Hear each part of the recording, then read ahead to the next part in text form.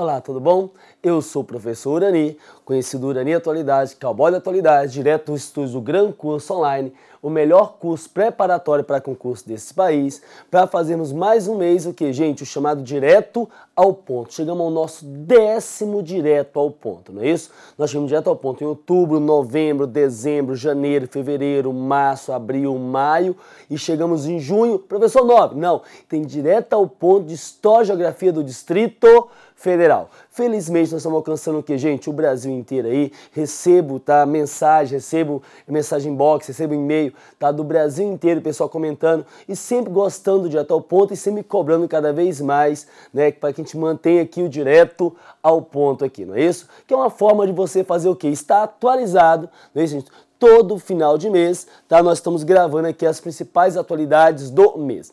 E vamos começar, julho como não poderia ser diferente, vamos começar falando de quê, gente? De Copa do Mundo, não é isso? Vamos começar falando de Copa do Mundo, que falava-se tanto que não haveria Copa, a Copa aconteceu a abertura da Copa, não é isso? Criticada por muitos aí, mas aconteceu a Copa do Mundo, Claudinha Leite de quê? De galinha pintadinha, mas aconteceu a abertura da Copa do Mundo, a Dilma foi vaiada, recebeu um xingamento que causou o quê? Grande repercussão na imprensa nacional e na imprensa internacional. Mas a Copa está andando, os movimentos sociais, tá? Todos aqueles protestos que a gente esperava, confesso que eu esperava até mais, né, gente? Não está acontecendo da forma que imaginava, que se prometia, ou então a polícia sendo extremamente eficiente para evitar que isso venha a público e a mídia então está fazendo o que, gente? Ou pode a mídia estar acobertando. Mas o fato é que a Copa está acontecendo, né, gente? E algumas surpresas, né, que foram voltaram para casa muito cedo, como a Espanha voltou para casa muito cedo, Portugal, Itália, não é isso, gente? Então você tem o quê? Você tem avançando aí Brasil, França, Alemanha, entre os principais. Brasil no sufoco, mas está indo, não é isso? Diz que a Copa foi comprada. Depois do Chile, eu acho que não. Acho que deixei de pagar, acho que assustaram o cheque era sem fundo, alguma coisa nesse sentido, no caso aí, não é isso? Vamos esperar agora chegar a julho aqui para que a gente possa estar aqui comemorando, não é, gente? Fazendo o quê? O hexacampeonato, se vier. Se não vier, vamos ter, lembrar que é só um jogo de futebol, não é isso?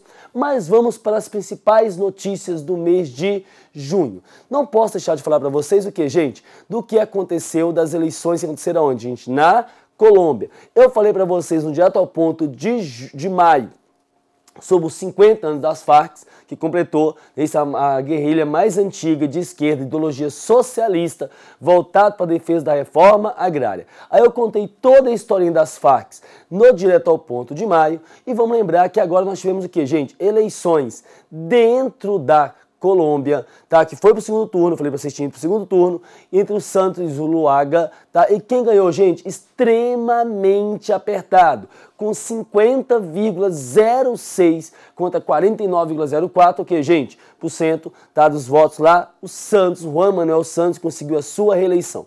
E qual é o grande lema dele? Sem gravar pra prova. É o seguinte, é que ele defende um diálogo com quem, gente? Com as Farc. Ele defende o quê? A paz, não é isso? Enquanto o Zuálaga representava quem? Representava o Álvaro Uribe, que defendia o que? Um maior embate com as Farc, já o Santos defende o quê? Uma paz, e esse diálogo pela paz, segundo ele, que até mesmo membro das Farc poderia participar do seu governo, fez o que? A gente venceu dentro da Colômbia. Então, o que nós falamos no Direto ao Ponto de maio já fez o que, gente? Já serviu aí para você entender as Farc e saber agora que venceu o diálogo dentro da Colômbia, não é isso? Falando de diálogo, vamos ter que falar de quê, gente? De Ucrânia novamente. Ucrânia é só o quê, gente? Vamos lembrar que nós falamos lá um especialzinho sobre a Ucrânia lá no Direto ao Ponto de março, e a Ucrânia, vamos lembrar que começou toda a polêmica, porque o então presidente Viktor Yanukovych, que eu chamo de Yakut, resolveu deixar de lado um acordo com a União Europeia e fazer o quê, gente? Voltar para um acordo com a Rússia, não é isso? Isso levou a população às ruas, não foi isso? Tá, depois de muito vai lá, vem cá, que eu já expliquei para vocês, chegamos aqui, gente, em maio, e foi eleito presidente dentro da Ucrânia, quem? O rei do chocolate, não foi isso? Foi eleito rei de chocolate, e ele falou o quê? Vamos voltar para quem? Para a União Europeia novamente. E depois de eleito, ele vai fazer o quê? Vai combater cada vez mais as cidades que fazia o quê? Que tentava se tornar independente e se unir com quem? Com a Rússia. Então ele vai reprimir isso aí. E quais são as cenas desses próximos capítulos que está acontecendo? Exatamente a questão do gás entre a Rússia e a Ucrânia e a União Europeia. Porque essas linhas vermelhas mostram que, gente, os oleodutos e gasodutos que saem da Ucrânia e passa por dentro de quem, gente? Por dentro que sai da Rússia e passa por dentro da Ucrânia.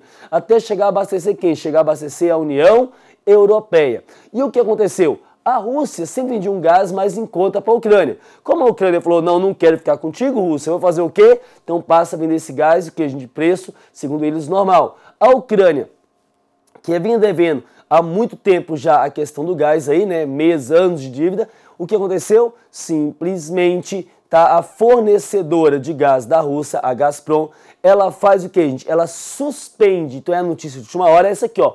Rússia suspende fornecimento de gás e intensifica a crise com a Ucrânia. Então tá aqui a fornecedora de gás da Rússia, a Gazprom, afirmou que o fornecimento de gás para a Ucrânia foi reduzido a 0. Ela fala o quê? Somando o gás agora se fizer o quê? Se tiver pagamento antecipado. Se não tiver pagamento antecipado, a torneirinha tá fechada, no caso aqui, não é isso? Qual é o detalhe? É que a estatal ucraniana, a Naftogaz, ela fez o que, gente? Ela falou assim, calma lá, ô Gazprom, eu já paguei pelo gás e mais ainda, eu paguei cerca de 13 bilhões a mais que estava combinado. Então, na verdade, eu tenho crédito. Então, devido a essa brigazinha agora, isso vai para onde, gente? Vai para um processo de arbitragem internacional.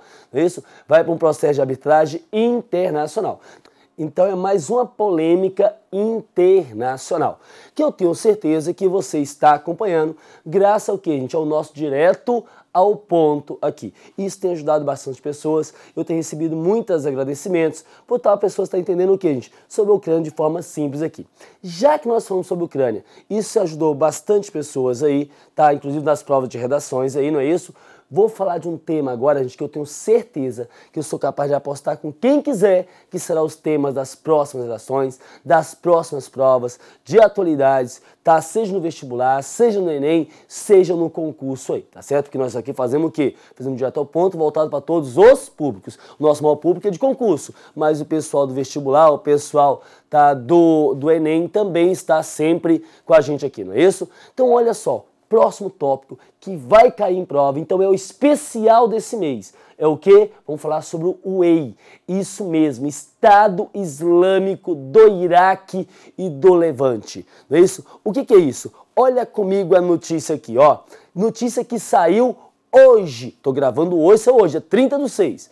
Para especialistas, califado é uma ameaça à Al-Qaeda. A proclamação por jihadistas sunitas da criação de um califado nas zonas conquistadas de Iraque e Síria representa uma ameaça à existência da rede Al-Qaeda, consideram especialistas. O egípcio Ayman al-Zawahiri, sucessor de Osama Bin Laden, perdeu força frente ao líder do Estado Islâmico do Iraque e do Levante, que a partir de agora se chama Estado Islâmico EI, Abu Bakr al-Baghdadi, sobretudo aos olhos das jovens gerações atraídas ou fascinadas pela jihad. Desde 2003, o chefe do EI, Estado Islâmico do Iraque e do Levante, rejeitava a autoridade do líder da Al-Qaeda. A competição entre os dois movimentos está em andamento e vamos ver quem é que vai ditar a ordem. Gente, olha só agora aqui a brincadeira. Isso aqui, nós estamos falando de califado. Nós estamos falando de quem? De jihad. Jihad significa guerra santa. Nós estamos falando de quem? De Iraque. Nós estamos falando de Síria. Já se falou em Osama Bin Laden e tem que falar de Saddam Hussein. Ou seja, toda aquela historinha do Oriente Médio, toda a historinha de Iraque, Irã, Saddam Hussein, Osama Bin Laden, tudo está voltando à tona. Al-Qaeda. Temos que entender tudo isso. E temos que entender mais um pouquinho ainda. Quando se fala de califado, nós estamos falando de divisão de sunitas e xiitas. Nós estamos falando de um Estado Islâmico que tem autonomia sobre todos os islâmicos no mundo. Olha só o que está para nascer aí, ou o que está nascendo. É por isso, vai cair nas próximas provas, é por isso que está tendo o quê? O Irã, que é xiita, já está ajudando o lado xiita do Iraque. Olha só acontecendo.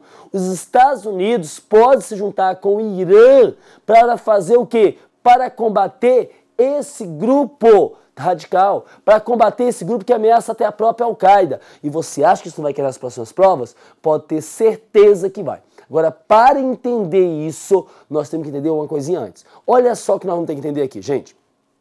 É o seguinte, a origem das três maiores religiões, judaísmo, tá, islamismo e cristianismo, tem origem aonde, gente? Em Abraão. Abraão vem os povos hebreus, que depois vai descender os povos judeus, e aí você vai ter todas as subdivisões, no caso aqui, não é isso? Então você vai ter aqui, gente, mais ou menos o seguinte, né? Vem a historinha de Abraão e vai vir o quê? Vai vir aqui o povo judeu, que vai vir o judaísmo. No ano 0 tem uma subdivisão em judaísmo e cristianismo, no caso aqui, ok? No ano 610 depois de Cristo, tá? O que acontece? Na Arábia Saudita, em Meca, vai surgir o islamismo. Então surge bem depois, vai surgir o islamismo. E Maomé viria para quê, gente? Para tentar resgatar, trazer todo mundo para o mesmo caminho. Por isso que ele é chamado de conciliador ou unificador. Ele vem para resgatar o que era antes, no caso aqui, tá? Quem quiser entender toda essa historinha, nós temos lá no Gran Curso Online, tá? A historinha de que do Oriente Médio, onde eu conto toda essa origem aqui. Aqui eu tenho que fazer a forma resumida, ok? O fato é que, gente, que Maomé, no ano 632, ou Muhammad, ele faz o quê? No ano 632 depois de Cristo, ele morre, desaparece, vai para o céu, há várias explicações. Quando ele morre, é aqui que o islamismo, que hoje no mundo já possui algo em torno de 1,5 bilhões de adeptos, enquanto o cristianismo tem algo em torno de 2 bilhões de adeptos, e se fala que, segundo projeções, entre o ano 2020 e 2030, vai ter mais muçulmanos no mundo do que cristãos, porque a mulher muçulmana tem muito mais filhos, tá? E tem mais pessoas convertendo ao islamismo, que é o cristianismo. O que acontece? O islamismo aqui vai ter a sua divisão.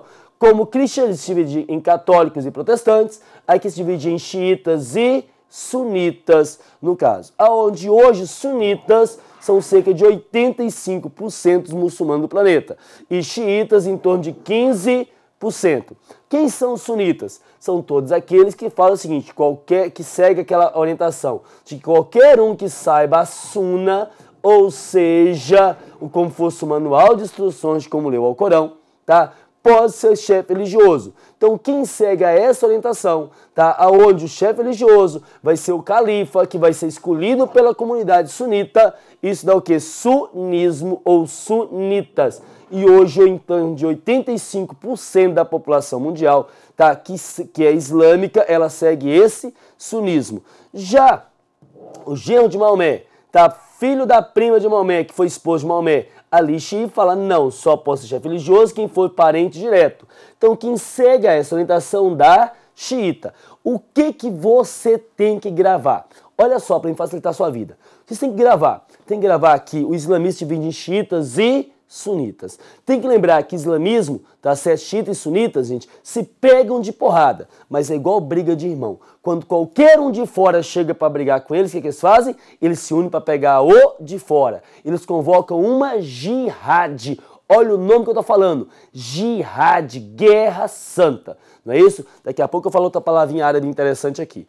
O que ocorre então, gente? Tá certo? Você vai ter o que agora? Você vai ter xiismo de um lado e sunita do outro, no caso. Mas para facilitar a sua vida, só orando mesmo, grave. Três países têm maioria xiitas. Quais são eles? Irã, Iraque e Bahrein. Bahrein não cai em prova, então grave que Irã e Iraque têm maioria xiita. Grave que Iraque tem algo em torno de 65% xiita. E o Irã, algo em torno de 89, 90% xiita. Tá certo? Lembre-se disso. Isso vai ser importante para já. E para contar toda essa historinha do Whey, eu tenho que contar para vocês a historinha de quem, gente? Tenho que contar para vocês a historinha do Irã e do Iraque, para chegarmos até o Whey. Olha o que acontece aqui, gente. Nós temos, tá? Onde hoje é o Irã é a chamada Antiga Pérsia, tá? É a Antiga Pérsia, que era governado o quê, gente? Por ser de maioria xiita, era o quê? Governada pelos xiitas, pelos ayatolás. Só que, tá, no início do século XX, o Reza Pahlavi dá um golpe na Pérsia, toma o poder e se autodeclara rei, ou seja, Shah em árabe, Shah Reza Pahlavi. Ele se aproxima mais do Ocidente, vai mudar o nome de Pérsia para Irã, vai fazer acordo com quem, gente? Com os Estados Unidos, com a União Europeia, para que explore petróleo dentro, e ele vai modernizar o país. O que não agrada quem, gente? Os xiitas. E os xiitas na década de 70 falam, calma lá, nós xiitas somos maioria. Se nós somos maioria, nós temos que fazer o quê? Nós temos é que nós governarmos o Irã. É por isso que em 79, os xiitas vão para as ruas, derrubam no poder o Shah Reza Pahlavi e coloca quem, gente? Ayatollah Khomeini. Ayatollah Khomeini, o xiita governando o xiita. E o Shah Reza Pahlavi foge do país. Mas ainda Ayatollah Khomeini faz o quê? Fecha o Irã para o mundo. Isso mesmo, chega para as empresas dos Estados Unidos e fala, cai fora, já lucrar demais. E nossas máquinas, cai fora. Isso não agrada os Estados Unidos, que vai embargar dinheiro do Irã no mundo, e por isso que estudantes xiitas, uma vez são a maioria xiitas no Irã, invade a embaixada dos Estados Unidos no Irã e vai fazer o quê? Sequestrar os seus funcionários durante 444 dias. Uma das maiores humilhações já imposta para quem, gente? Para os Estados Unidos no mundo, não é isso? Tá? E agora os xiitas do Iraque, que também são a maioria, estão querendo fazer a mesma coisa. Mas aí quem é que não gosta disso? Saddam Hussein, que ele é um sunita governando a maioria xiita do Iraque. Vão lembrar que Saddam Hussein assumiu via golpe. Quem não está gostando então, gente, da Revolução Xiita? Saddam Hussein. Quem gosta disso menos ainda? Estados Unidos. Por quê? Porque se Estados Unidos, se os xiitas tomam o poder, pode fechar o Iraque para o mundo. E aí vai acontecer o quê? É aí, tá, gente, que vai Estados Unidos perder mais ainda. É 11% do petróleo no Irã, mais 15% no Iraque, o que dá um torno de 26%. Por isso que Estados Unidos faz o quê? Financia Saddam Hussein contra o Irã, tá certo? É a famosa guerra Irã e Iraque, que vai ser uma carnificina só, que mata mais de 1 milhão de pessoas, que faz o que, gente? Que são mais de 1 milhão de mortos, mais de 400 mil soldados iranianos, 300 mil soldados iraquianos e mais de 300 mil civis. Ao final da guerra, gente, simplesmente já não tinha nem mais homens para lutar, tá mandando crianças para a guerra. Essa é a verdade, foi uma carnificina só, carnificina tão grande que teve igreja no Iraque que passou mais de 20 anos sem fazer nenhum casamento, porque não tinha homem no caso, não é isso? Ao final da guerra, o que acontece? Saddam Hussein está o quê, gente? Arrebentado. O Iraque está arrebentado. Saddam Hussein, só para o Kuwait, ele deve algo em torno de 10 bilhões de dólares. É aqui que Saddam Hussein chega para o Kuwait e fala, Kuwait, não. Eu não te devo 10 bilhões, é você que me deve 3. Como eu te devo 3? Na verdade, você me deve 13. Desconta os 10 que eu te devo, sobra quanto? Sobra 3. E ele ainda faz mais, Saddam Hussein ainda faz mais. Chega para o Kuwait e fala, Kuwait, para com isso, olha só, porque ele acusa o Kuwait está fazendo o quê? Vendendo petróleo abaixo do preço recomendado pela OPEP, pela Organização dos Países Exportadores de Petróleo, não é isso? Aí o que ele fala? Kuwait, para com isso. Kuwait, para, gente? Não.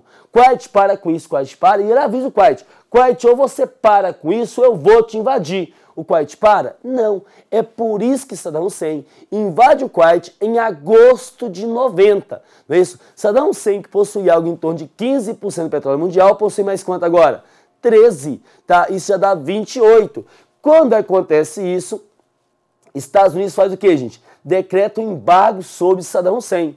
E agora ele faz o que então? Ele ameaça invadir a Arábia Saudita, que possui 28. 28 com 28, se ele entra, invade e domina a Arábia Saudita, 28 com 28 dá quanto? 56. Se Saddam Hussein dominar 56% do petróleo mundial, estaria dominando só o quê, gente? Só o mundo. É a ideia do pink o cérebro. Ou seja, dominar o mundo, não é isso? Mas quando Saddam Hussein ameaça fazer o quê? Invadir a Arábia Saudita, tem um sujeito que é saudita que oferece ajuda para os sheiks árabes. Quem? Osama Bin Laden. Isso mesmo, Osama Bin Laden, no caso aqui. Mas os sheiks árabes aceitam a ajuda de Osama Bin Laden, de que ele é um saudita? Não, aceita a ajuda de quem? Dos Estados Unidos, que vai usar uma base da Arábia Saudita para atacar Saddam Hussein. Isso aqui vamos provocar duas coisas. Primeiro, tá, gente? Vai fazer o quê? Vai expulsar Saddam Hussein do Kuwait. E aí, em 3 semanas expulsa Saddam Hussein do Kuwait. Beleza, mas mantém Saddam Hussein no poder. Por quê? Porque Porque se Saddam Hussein não ficasse no poder, quem é que iria assumir o poder no Iraque? Gente, isso mesmo, os xiitas. E aí vocês fecham o Iraque para o mundo, o que teria adiantado toda a guerra Iraque? Gente, praticamente nada. Então eles mantêm Saddam Hussein no poder, mas em cima de Saddam Hussein eles impõem 4 imposições. Quais são elas? Só pode vender petróleo trocando por remédio ou comida, não pode ter arma de destruição em massa, tá? Não pode ter arma de longo alcance e tem que permitir inspeções da ONU. Saddam Hussein aceita isso? É lógico que aceita porque ele não tem outra alternativa. Então ele aceita no caso aqui, não é isso? Agora o que acontece, gente? Ele fica no poder. Quem é que não fica no poder nessa época? O Bush pai, que perde a eleição para quem? Para o terror das estagiárias, o Bill Clinton. Lembra dele? Pois é, mas aí, da década de 90 ao ano 2000, isso vai ficar basicamente tranquilo, tá certo? Agora o que acontece? No ano 2000, quem volta à presidência nos Estados Unidos? A família Bush. Na figura de quem? Do seu George W. Bush Filho, Guerra. Financiado pela indústria bélica, financiado pela indústria do petróleo, financiado pela indústria siderúrgica. E para pagar a dívida de guerra, ele faz o quê? Guerra no mundo, embarga o aço mundial e vai procurar petróleo. Ah, lembra que eu falei que os Estados Unidos usaram a base da Arábia Saudita para atacar quem, gente? Saddam Hussein. Isso ia dar problema? Deu. Por quê? Porque Osama Bin Laden, que tinha ajudado os Estados Unidos no Afeganistão para expulsar quem, gente? Os soviéticos. Não é isso? Fala, calma lá.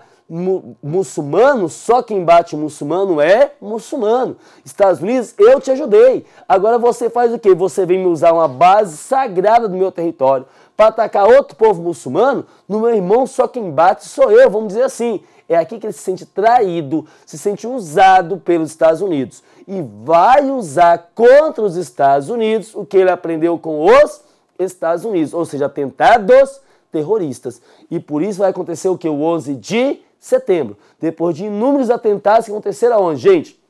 Ao longo do continente africano, aí embaixada dos Estados Unidos. Acontece o 11 de setembro em 2001 nos Estados Unidos. Bush fala o quê? Vai caçar e punir os culpados. Quem, gente?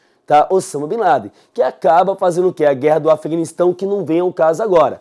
O fato é que nessa brincadeira, o Bush filho, o Bushinho, faz o quê? Ele fala que Saddam Hussein faz parte do chamado eixo do mal e está fazendo o quê? Construindo arma de destruição em massa.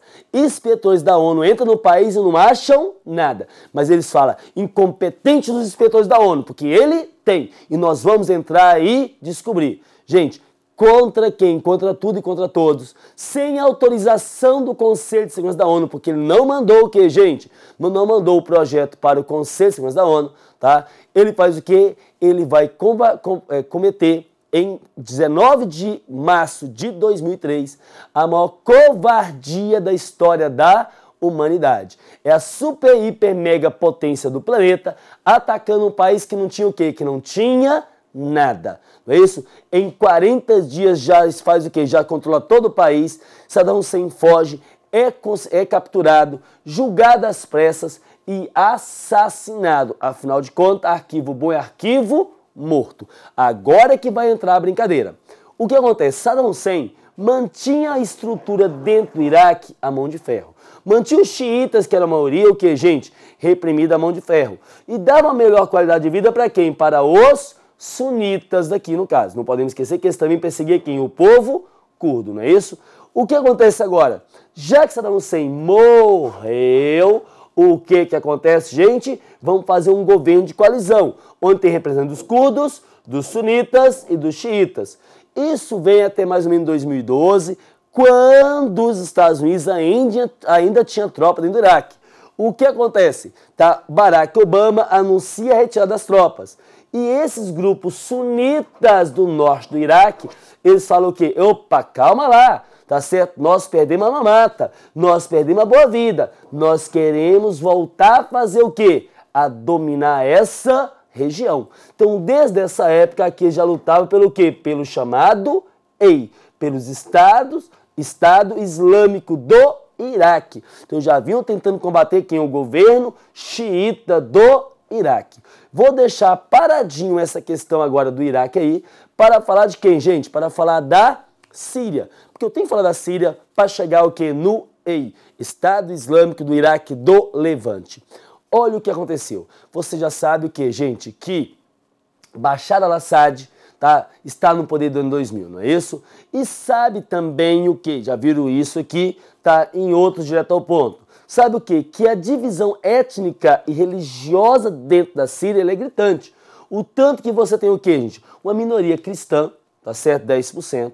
E você tem uma minoria xiita. E a maioria é o que? Ela é sunita. Então, dentro da Síria, a maioria é sunita. Muçulmana sunita. Ok. Bashar al-Assad, ele é muçulmano xiita alauíta. E o restante aqui são outros xiitas aqui. Então, você tem o que? A minoria xiita governando a maioria sunita. É o inverso do Iraque. Tá? Então, isso leva também o que? A toda a guerra civil na Síria. No caso aqui, não é isso?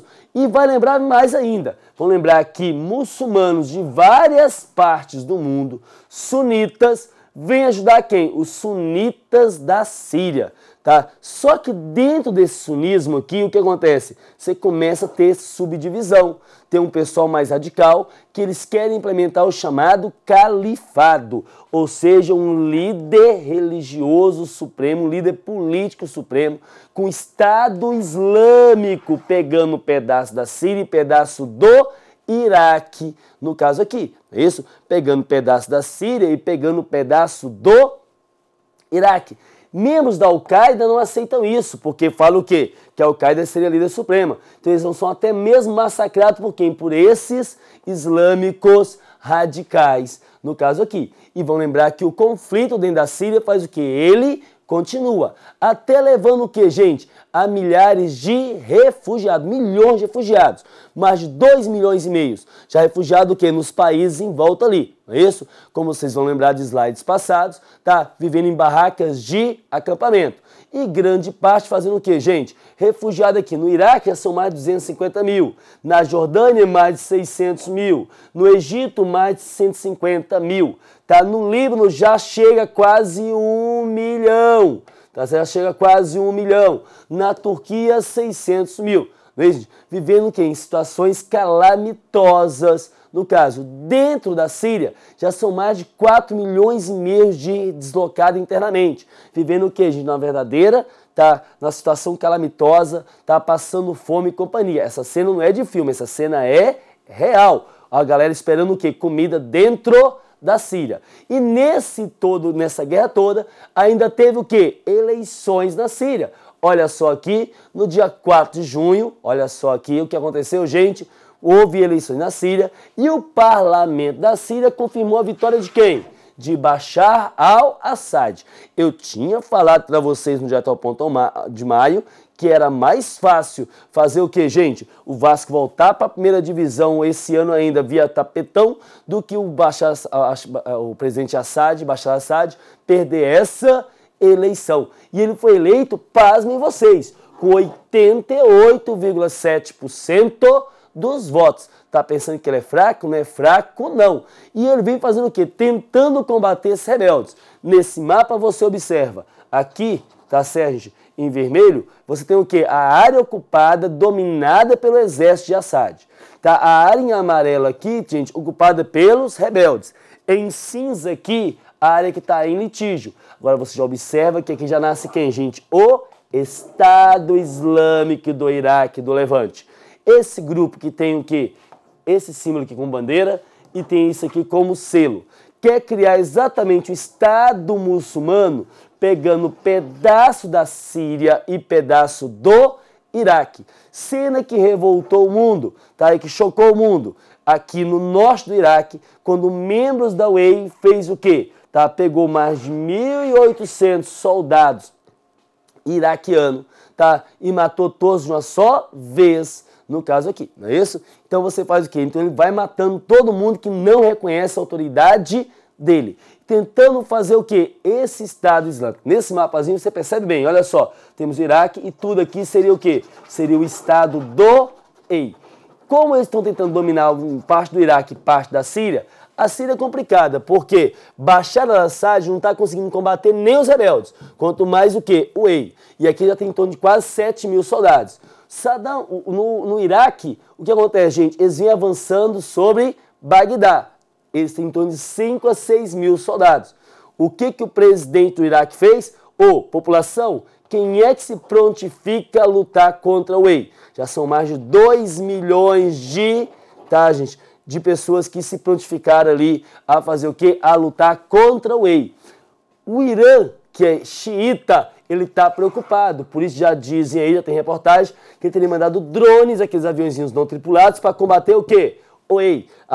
Ajudando quem? O Iraque. Quem poderia dizer que Irã e Iraque estaria junto novamente e agora combatendo o quê? Esse grupo aí, o EI. Mais ainda, olha o absurdo que pode cair em prova e que é verdade.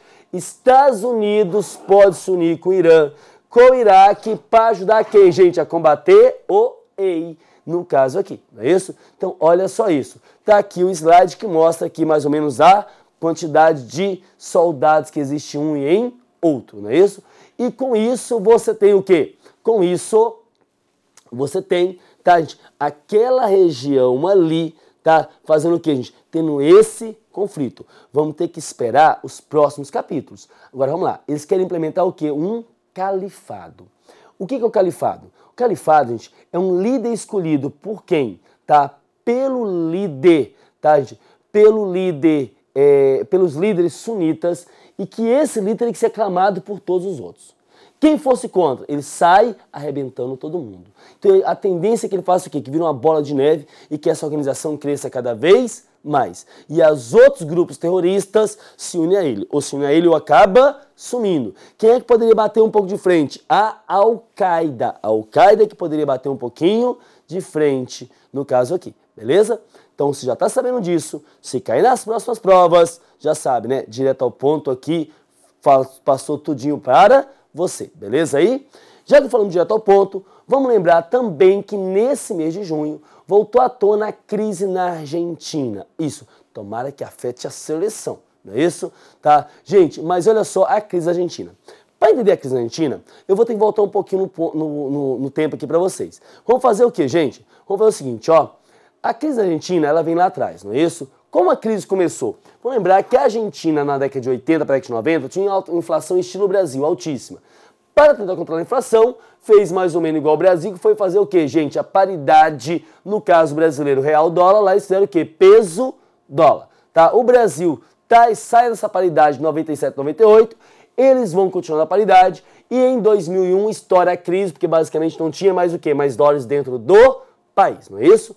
Para tentar fazer o quê? Para sair da crise, o que a Argentina faz, gente? Os títulos que elas tinham emitido e que os investidores internacionais tinham em suas mãos, ela faz o quê? Vamos fazer o seguinte, ó, eu não tenho como pagar. Então bora fazer o seguinte, vamos renegociar, tá certo? Oferece o quê, gente? Pagar uma mixaria, pagar 10, 15, 20% do valor total. 92% fizeram o quê, gente? Aceitaram. Mas tem 8% que falou, não aceito não, eu quero receber tudo. E esses que não aceitaram, eles fizeram o quê? Eles venderam esses títulos por chamados fundos de abutres. O que são isso? São fundos de investimentos que eles falam o seguinte, ó, eu compro para você baratinho, por 10% do valor, e vou tentar receber da Argentina na justiça o quê? O valor completo. E foram para a justiça. E agora, em 16 de junho, um desses fundos, o NML,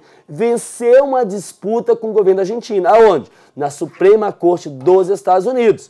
Aonde a Argentina agora tem que pagar para esse fundo o valor integral, mais a multa, que daria em torno de 1,3 bilhões. O problema não é só isso não. É qual? Tá certo? O problema maior é que se esse fundo conseguiu isso, isso é estendido para quem? Para todos os outros que tem o quê, gente? Que tem título da Argentina também. Automaticamente, essa dívida ela se eleva a quê? A algo em torno de 15 bilhões. E o governo da Argentina só tem caixa em quê? Em torno de 28 bi. Então já compromete as suas finanças. Para completar a coisa ainda, o que acontece? Se ele ia pagar mais para aqueles outros que têm o título ainda que não aceitaram negociar, automaticamente ele tem que fazer o quê, gente? Que pagar também para aqueles que fizeram o quê? Que aceitaram negociar, porque lá no contrato tem que se a Argentina negociar de forma mais benéfica com alguém, esse mesmo benefício tem que valer para quem? Valer para quem tem esses títulos que fizeram acordos menos benéficos. Então isso pode gerar uma bola de neve e é por isso que a Argentina já falou que não tem como pagar, tá certo? E só se ela tirar da saúde, da educação, tá certo? Ela não tem como pagar. E não tendo como pagar, o que acontece, gente? É moratória geral, tá? Ninguém investe na Argentina, é quebradeira geral, contas bloqueadas, no caso aí, não é isso? Tá certo? Tomara que afete a seleção da Argentina. No dia tal ponto de julho a gente fala se afetou ou não. Beleza aí? Tranquilo? Então fique ligado que pode cair o que, gente? Pode cair na sua prova também sobre essa crise argentina, nossa parceira do Mercosul. Não é isso? Gente, não esqueça nunca, né? Melhor curso preparatório para concurso é onde, gente? No Gran Curso Online. Aqui você encontra todas as aulas de atualidades, tá? Com os temas completos. Aqui eu falo só o quê? Eu falo só tópicos. Nas aulas mesmo nós temos o quê? Debatendo cada assunto, tá certo? Vamos lá. Nosso próximo Direto ao Ponto, de junho, temos que falar o quê, gente? Nós falamos em maio, nós temos que falar o quê? Da lei da palmada, no caso aqui, não é isso? Nós falamos em maio que a lei da palmada, ela tinha sido o quê? Ela tinha sido aprovada, faltava ainda o quê, gente? A sanção. Então ela foi sancionada. E o médico agora está na dúvida, né? E agora, eu bato ou não? Tá certo? Para a criança chorar. Olha só, e o Urani de Bop está o quê? Só olhando ali. Cuidado. Gente, vamos esclarecer o que é uma coisinha. O que foi aprovado e já foi sancionado pela lei da palmada, ok? Então tá aqui, a Dilma sancionou a lei da palmada. A lei da palmada que agora recebe o que, gente? A nome de Lei Menino Bernardo, que foi aquele menino que foi o que, gente? Que foi morto lá pela madrasta, por um suposto ajuda do pai e companhia, não é isso? Olha só, a Dilma sancionou a lei da palmada, mas para a galera fazer o concurso da saúde, olha só aqui, isso pode cair na sua prova. A Dilma vetou uma parte da lei. Qual parte? Que falava que os profissionais de saúde, de assistência social ou de educação, além de qualquer pessoa que exerça cargo público, que eles deviam reportar às autoridades casos de que tenham conhecimento envolvendo suspeita ou confirmação de castigos físicos, tratamento cruel ou degradante, ou maltrato contra criança ou adolescente, sob pena de ser multado com o pagamento de 3 a 20 salários mínimos, aplicando-se o dobro em caso de reincidência. Então imagine você, tá certo? E outra coisa, não trazia que era no exercício da profissão. Então imagine você, tá certo? Que vê o que? Uma criança, de certa forma a mãe puxando um pouquinho, a mãe gritando, tá certo? Fazer o quê? Você não reportar isso à justiça, você poderia ser punido, você servidor público. O que foi que a Dilma fez? A Dilma falou, não, calma, não tem como aplicar isso, tirou isso. Mas foi o que, gente? Foi aprovada a lei da palmada. E o que diz a lei da palmada? Ela diz o seguinte, ó gente, coisa fácil. O texto sancionado determina que as crianças sejam educadas sem o uso de castigo físico ou tratamento cruel ou degradante, como forma de correção, disciplina ou educação. Tá? O projeto ganhou o nome de Lei Menino Bernardo, em função de que da homenagem ao menino Bernardo Boldrini, não é isso? Olha só, gente, na verdade, tá, a lei da palmada ela não traz muita coisa além daquilo que já existe. Olha só, além das punições já previstas pelo Código Penal. Porque se você tem castigo físico, se você bate, se você agride, já pode ser punido pelo Código Penal pelo quê? Por agressão, tá certo? Por lesão, corporal leve, grave, tá certo? É isso. Agora o que acontece? O projeto, ele traz que além dessas penas do Código Penal, determina que os responsáveis pela criança e adolescente que adotem condutas violentas sejam encaminhadas para programa de proteção à família, tratamentos psicológicos ou psiquiátricos e a curso de orientação, tá certo? Também a previsão de receberem advertência legal, mas não fala em fazer o quê, tá, gente? Em prisão em função dessa correção, apenas previsto já no Código Penal. E caberá ao Conselho Tutelar analisar os casos e redefinir as medidas de punição, assim como encaminhar as crianças a tratamentos especializados, tá certo? Tem jurista que fala o seguinte, tá? Que na verdade, aquela correçãozinha, aquela tira a mão menino do bolo, né? Que tá afim de fazer que ele vai passar um dia no bolo, tira que isso não seria, tá? Isso não tem nada a ver para ser o quê? Com a lei da palmada, tá certo? Isso aí é uma questão mais coercitiva, tá? É diferente de quê? Daquela questão de agressão. Tem mãe e pai que bate no filho, né? Eu lembro disso da minha mãe, né? Isso tá doendo mais em mim do que em você. Mentira, em mim tá doendo mais, mas tá doendo mais em mim que em você. tá certo? Mas eu tô fazendo isso porque eu te amo. Cuidado, se a gente leva isso ao pé da letra, daqui a pouco o marido tá batendo na mulher falando, eu tô batendo porque eu te amo, tá certo? A agressão não é permitida em nenhum dos casos, mesmo em correção do filho. A agressão, não. Correção é outra coisa, assim dizem os juristas, no caso aqui. Beleza aí? Tranquilo? Gente, já que nós falamos de lei da palmada, calma lá, tá? Vou sair agora, vou até respirar. Eu não imaginava que um dia ia falar isso, tá? Mas vou falar agora aqui. Sarney anunciou o que, gente? Que não vai mais concorrer, que vai sair da vida política. Isso mesmo, José Sarney, aos 84 anos, fala que vai sair da vida política e a sua filha, Rosiana Sarney, aos 61 anos, fala que também é a mesma coisa. Ou seja, gente, olha só, o Maranhão que desde 1966... tá certo? Gente, já são 40, quase 50 anos, 48 anos, tá? Sempre teve o quê? O clã, tá? Sarney no poder, com exceção de 2 aninhos que não tiveram. O que acontece? Simplesmente agora pode estar sendo o quê, gente? Visto a família Sarney fora do poder. Os 2 anunciarem que não vão mais concorrer. Quem diria isso, hein? Tá certo, gente? Então, está anunciado isso aí, isso pode cair em prova, não é isso? Assim como também pode cair em prova, tá certo? O quê? Mais uma iminência guerra. Não, isso aqui é para animar, é para refrescar. Gente, olha o que acontece. O ditador da Coreia do Norte, o Sr. Kim Jong-un, tá certo? Tá? Esse sujeito que já tinha o quê? Já todo mundo já sabia que ele tentou entrar no Japão para visitar a Disneylândia japonesa, porque ele é fã do Mickey, tá certo? Ele que já tinha feito o quê, gente? Mandado matar a ex-namorada, segundo ele executou, depois ela apareceu viva, tá certo? Que tinha o quê? Que obrigou todos os homens na Coreia do Norte a ter o corte de cabelo, tá? E semelhante ao dele, o que eu chamo de galinha polonesa, esse corte retinho do lado e cabelo caidinho pro lado aqui, de galinha polonesa, tá certo? Agora ele fala o quê? Ele fala que podia fazer o quê? Entrar em guerra dos Estados Unidos por causa de um filme. Isso mesmo, por causa de um filme chamado A Entrevista, com James Franco. Olha o que acontece. Um porta-voz do Ministério das Relações Exteriores da Coreia do Norte disse na quarta-feira, 25 de junho, que o país declararia guerra aos Estados Unidos caso o novo filme de Franco fosse lançado. O motivo? No longa a comédia chamado A Entrevista, James Franco e Seth Rogen são 2 apresentadores de TV que são alistados pelo governo norte-americano para assassinar o líder coreano Kim Jong-un. Não é isso? O do cabelo que é gente de galinha polonesa. Aliás, já tô até com medo agora, porque se ele tá falando o quê? Que vai guerrear com os Estados Unidos. Devido ao quê, gente? Devido ao filme, ele pode querer guerrear o Brasil, porque o Urani Cowboy tá chamando ele de cabelo de galinha polonesa, não é isso? Olha só o que ele disse aqui, os inimigos têm ido além do limite de tolerância em seus movimentos desprezíveis para ferir a dignidade da liderança suprema, afirmou o porta-voz, afirmando que o filme é terrorista e tenta derrubar o sistema social do país. Aqueles que difamam a nossa liderança suprema e cometem atos hostis contra a Coreia do Norte nunca podem escapar da punição severa de acordo com uma lei, onde quer que estejam, tá certo? Então você tem o que, gente? Você tem aqui, tá, o louquinho do Kim Jong-un falando o que, gente? Que pode entrar em guerra com quem? Com a Coreia do Norte, não é isso?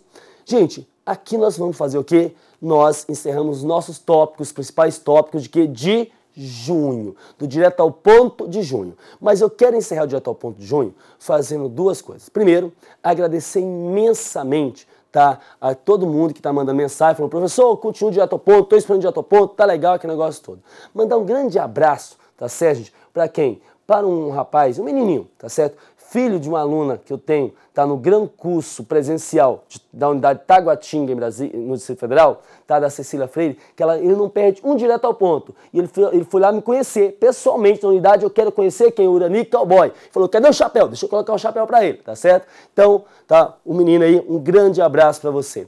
Um grande beijo para a Cida, uma aluna nossa, tá certo, de São Sebastião, que falou, professor, tô esperando ansiosa pelo Direto ao Ponto. Eu fico fazendo comida, eu fico lavando coisa, mas eu tô ouvindo na internet o tempo inteiro e tem me ajudado. Obrigado. Mandar um grande abraço, um grande beijo do fundo do coração para uma aluna que eu tenho lá no Espírito Santo, a Jennifer Alves, tá certo? Que faz o quê? Que não perde um direto ao ponto, tá sempre acompanhando o Urani onde quer que ele esteja, não é isso? E não posso deixar de convidar todos vocês para quem, gente? Para o nosso arraiá, para o arraiá do Gran Curso, que será realizado no dia 18 de julho agora, tá certo? Então terá grande festa, o arraiá do Gran Curso, tá? Aniversário do meu patrão, tá? Do professor Grangeiro, que tem uma história maravilhosa de luta. Procura lá no meu Face, lá que você encontra a história dele de luta aí, tá certo? De vitória, e que tem ajudado milhões e milhões de pessoas a conseguir fazer o quê? Milhares de pessoas, milhões de pessoas a conseguir seus objetivos aí, tá certo? Já estou convidando você para a festa julina do Gran Curso, uma sexta-feira, dia 18